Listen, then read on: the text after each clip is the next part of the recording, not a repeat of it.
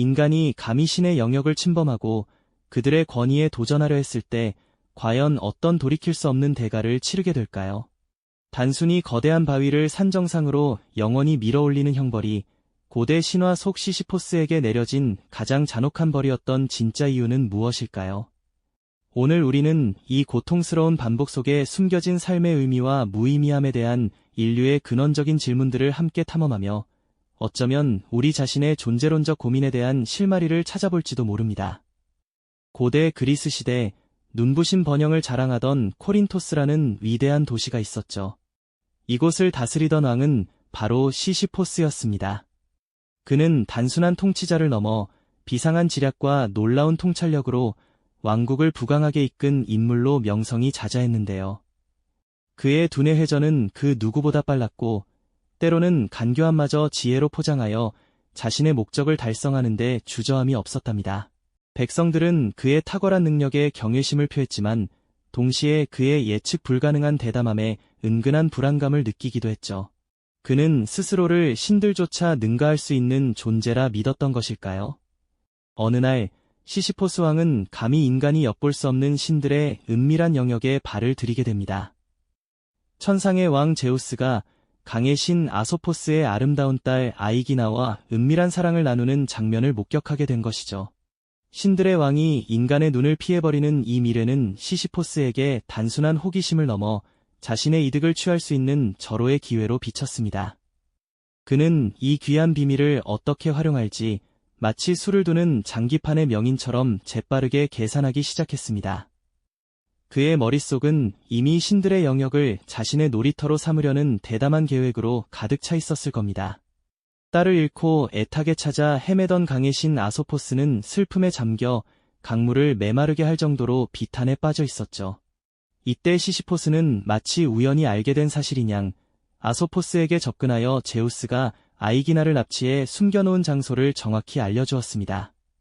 그의 입가에는 알 수 없는 교활한 미소가 번지고 있었을 테고 그의 눈빛은 간교한 승리감으로 빛나고 있었을 겁니다.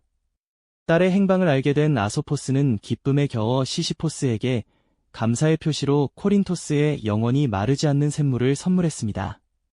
시시포스는 신의 비밀을 이용해 자신의 왕국에 값진 선물을 안겨준 것이었죠. 하지만 이 대담하고도 오만한 행동은 신들의 왕 제우스의 걷잡을 수 없는 분노를 사기에 충분했습니다. 감히 인간 주제에 신들의 은밀한 영역을 침범하고 그 비밀을 폭로하여 자신의 이득을 취하려 하다니요. 제우스는 시시포스의 오만함에 치를 떨며 그를 결코 용서하지 않으리라 다짐했습니다. 이 사건은 시시포스가 신들의 심기를 건드린 첫 번째이자 가장 대담한 도발이었고 그의 비극적인 운명의 서막을 알리는 신호탄이 되었습니다.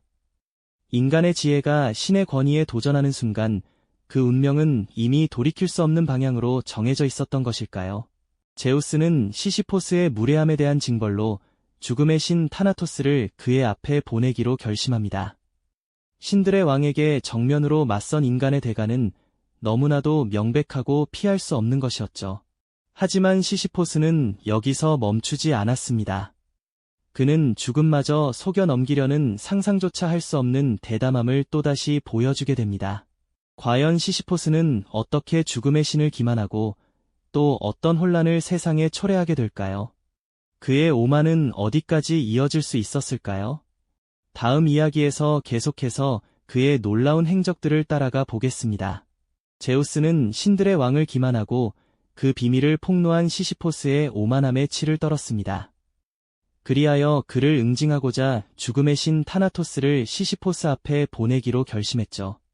신들의 왕에게 정면으로 맞선 인간의 대가는 너무나도 명백하고 피할 수 없는 것이었을까요? 하지만 시시포스는 여기서 멈추지 않았습니다. 그는 죽음마저 속여 넘기려는 상상조차 할 수 없는 대담함을 또다시 보여주게 됩니다. 죽음의 신 타나토스가 코린토스 왕궁에 당도했을 때 시시포스는 태연자약하게 그를 맞이했습니다. 그는 죽음의 신을 대접하는 척하며 교묘한 꾀를 부렸죠.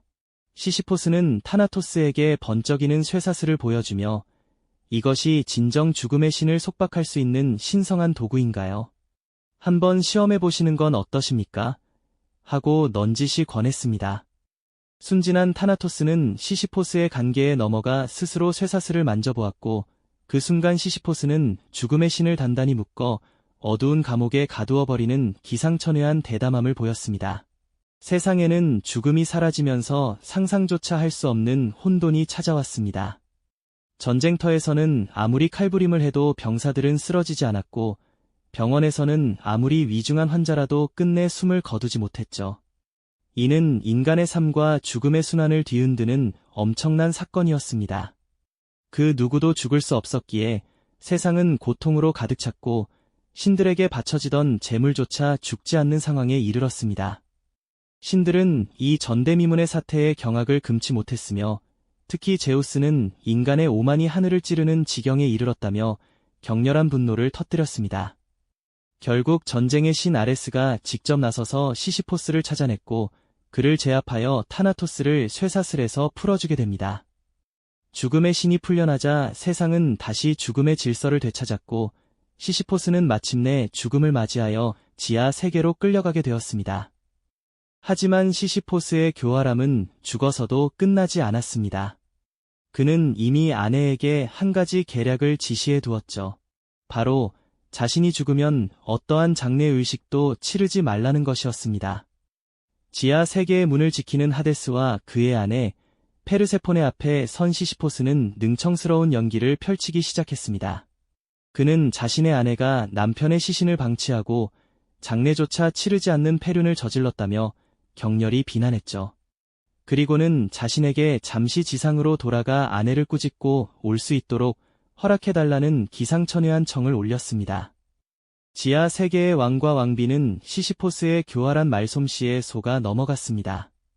그들은 시시포스의 청을 받아들여 그를 다시 지상으로 돌려보냈죠.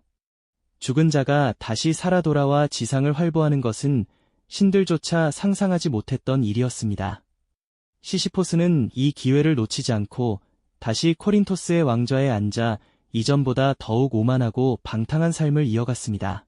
신들을 2번이나 속이고 죽음마저 기만한 그의 대담함은 과연 어디까지 이어질 수 있었을까요? 그의 끝없는 기만과 오만이 마침내 신들의 최종적인 분노를 사게 되는 순간은 언제였을까요? 그리고 그에게 내려진 영원히 바위를 굴리는 형벌은 단순한 노동 그 이상의 어떤 의미를 담고 있었을까요? 다음 이야기에서 시시포스의 마지막 운명과 그에게 내려진 진정한 형벌의 의미를 함께 탐구해 보시죠.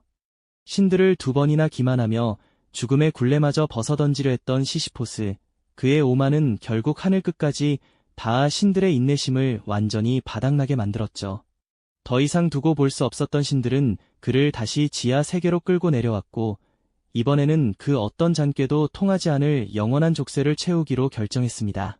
신들의 분노는 단순한 처벌을 넘어 인간의 존엄성을 뿌리째 흔드는 가장 잔혹한 형벌로 그에게 다가왔습니다. 하데스의 어둡고 황량한 산비탈, 그곳에서 시시포스는 영원히 끝나지 않을 고통과 마주하게 됩니다. 그에게 내려진 형벌은 바로 이것이었습니다. 거대한 바위를 끝없이 밀어 올려야 하는 운명.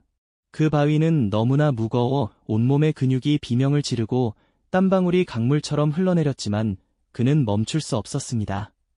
힘겹게 산 정상까지 바위를 끌고 올라가면 마치 조롱하듯 바위는 다시 미끄러져 아래로 굴러떨어지는 것이었죠. 그리고 시시포스는 다시 그 바위를 향해 지친 몸을 이끌고 내려가야만 했습니다. 이 모든 과정이 영원히 끝없이 반복되는 것이었죠. 이 형벌이 시시포스에게 가장 잔혹했던 이유는 단순히 육체적인 고통 때문만은 아니었습니다. 그를 짓누른 것은 바로 무의미의 나락이었죠. 어떤 목표도 어떤 성취도 없이 그저 영원히 반복되는 노동. 자신이 하는 모든 노력이 결국 아무런 결과로 이어지지 않는다는 절망감이야말로 시시포스의 영혼을 가장 깊숙이 좀먹는 독과 같았을 겁니다. 그의 고통스러운 얼굴에는 허무와 무력감이 뒤섞여 있었을 테고 정상에 다다른 순간 바위가 다시 굴러떨어지는 그 찰나의 순간은 매번 그의 희망을 산산조각 냈을 겁니다. 상상만으로도 숨이 막히는 절망적인 상황이죠. 하지만 시시포스의 이 형벌은 단순히 고대 신화 속 이야기가 아닙니다. 우리 현대인의 삶 속에도 시시포스적 순간들이 존재하죠. 매일 아침 같은 시간에 일어나 같은 길을 걸어 같은 일을 반복하고 때로는 내가 하는 이 모든 노력이 과연 무슨 의미가 있을까 하는 허무함에 잠길 때가 있지 않으신가요? 끝없이 반복되는 일상, 정체된 것처럼 느껴지는 삶의 굴레 속에서 우리 모두는 각자의 바위를 굴리며 살아가는 시시포스와 다를 바 없을지도 모릅니다. 그렇다면 시시포스의 이 형벌은 우리에게 무엇을 이야기해 주는 걸까요? 이 비극적인 운명 속에서 우리가 발견할 수 있는 삶의 지혜는 과연 무엇일까요? 철학자 알베르 카미는 시시포스의 형벌을 부조리한 삶의 상징으로 해석했습니다. 그는 이 무의미한 반복 속에서도 시시포스가 바위를 굴리는 행위 자체에 의미를 부여하고 그 순간을 자신의 의지로 채워나갈 수 있다고 보았습니다. 정상에서 바위가 굴러떨어지는 그 순간, 시시포스가 다시 바위를 향해 내려가는 그 짧은 시간 동안 그는 자신의 운명을 깨닫고 그 속에서 자신만의 의미를 찾아내는 선택을 할 수 있는 것이죠. 모든 것을 되돌리려 했던 시시포스의 오만은 결국 모든 것이 되돌아오는 영원한 형벌로 기결되었습니다. 하지만 그 무의미 속에서 자신만의 의미를 찾아내는 것이야말로 인간에게 주어진 진정한 자유이자 저항일지도 모릅니다. 황량한 산 정상에서 바위를 내려다보는 시시포스의 뒷모습에서 우리는 고통 대신 옅은 미소 혹은 굳건한 의지를 발견할 수도 있을 겁니다. 삶은 때로 무의미의 반복처럼 느껴지지만 그 속에서 나만의 가치를 찾아내고 나만의 방식으로 바위를 밀어 올리는 것, 그것이 바로 우리가 시시포스의 형벌로부터 배울 수 있는 가장 중요한 교훈이 아닐까요? 오늘 이야기는 무한 반복되는 현대인의 일상 속에서 우리가 마주하는 시시포스적 순간들을 되돌아보게 합니다. 시시포스는 영원히 바위를 굴리지만 그 과정에서 자신만의 의미를 찾아낼 수 있다면 그의 형벌은 더 이상 저주가 아닐 수 있습니다. 삶의 무의미 속에서 의미를 창조하는 인간의 위대함을 다시 한번 상기시키며 깊은 여운을 남기네요. 다음 영상에서는 또 다른 신화 속 인물이 우리에게 던지는 메시지를 탐구해볼 예정입니다. 이 영상이 도움이 되셨다면 좋아요와 구독 부탁드립니다. 여러분의 응원이 제게 큰 힘이 됩니다. 다음 영상에서도 더 유용한 정보를 공유하겠습니다. 감사합니다.